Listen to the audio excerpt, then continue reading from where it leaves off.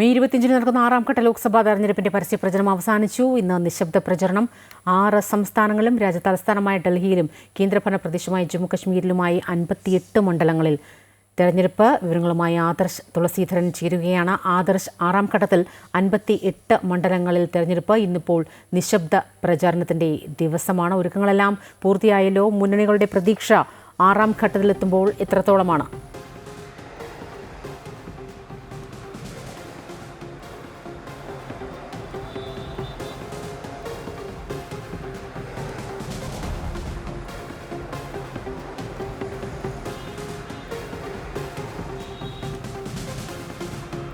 സ്വപ്ന, ഏറ്റവും പ്രധാനപ്പെട്ട കാര്യമെന്ന് പറയുന്നത് 6ാം ഘട്ടത്തിലെത്തുമ്പോൾ BJP ക്യാമ്പിൽ നിന്ന് വലിയ പ്രതീക്ഷകൾ തന്നെയാണ് നേതാക്കൾ പങ്കുവയ്ക്കുന്നത്.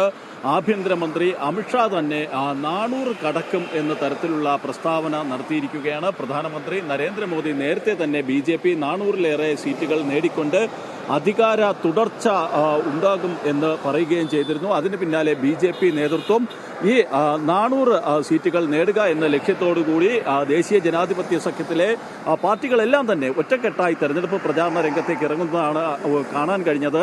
6ാം ഘട്ട തെരഞ്ഞെടുപ്പിലാകട്ടെ വലിയ ഒരു വെല്ലുവിളിയായി BJPക്ക് മാറിയത് ഡൽഹിയാണ്.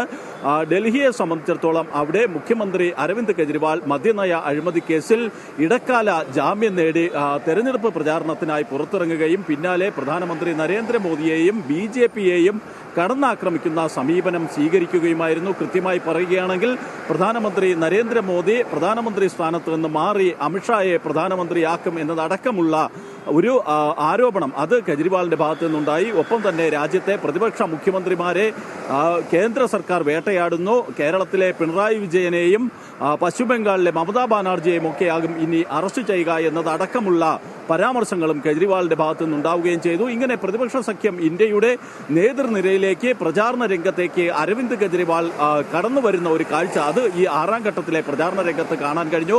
കോൺഗ്രസ് അധ്യക്ഷൻ മല്ലികാർജ്ജുൻ ഖാർഗെ, കോൺഗ്രസ് നേതാവ് രാഹുൽ ഗാന്ധി, സമാജ്വാദി പാർട്ടി അധ്യക്ഷൻ അഖിലേഷ് യാദവ്, RJD നേതാവ് തേജസ്വി യാദവ് എന്നിവരൊക്കെ ഈ 6ാം ഘട്ടം വരെ എത്തുമ്പോൾ പ്രതിപക്ഷ സഖ്യം ഇന്ത്യയുടെ പ്രചാരണ രംഗത്ത് സജീവമായിരുന്നു. അവരൊക്കെ കൃത്യമായി തന്നെ മോദിയെ പുറത്താക്കൂ, രാജ്യത്തെ രക്ഷിക്കൂ, ഭരണഘടനയെ സംരക്ഷിക്കൂ, ജനാധിപത്യത്തെ സംരക്ഷിക്കൂ എന്ന മുദ്രാവാക്യവുമായി പ്രതിപക്ഷ സഖ്യം ഇന്ത്യ കൃത്യമായ അജണ്ടയോടുകൂടി തന്നെയാണ് മുന്നോട്ട് പോയത്. അവർ ഇക്കുറി വലിയ ഒരു വിജയം നേടുമെന്നുള്ള പ്രതീക്ഷ തന്നെയാണ് കോൺഗ്രസ് അധ്യക്ഷൻ മല്ലികാർജ്ജുൻ ഖാർഗെ അടക്കമുള്ള മുതിർന്ന നേതാക്കളൊക്കെ പങ്കുവയ്ക്കുന്നത്. എന്തായാലും ഇരു കൂട്ടരും ഈ രീതിയിൽ ശക്തമായിട്ടുള്ള അവകാശവാദങ്ങളുമായി മുന്നോട്ട് പോകുമ്പോൾ ഇനി 7ാം ഘട്ടത്തിനുള്ള പ്രചാരണ പ്രവർത്തനങ്ങളും ഇരു മുന്നണികളും ശക്തമാക്കിയിട്ടുണ്ട്.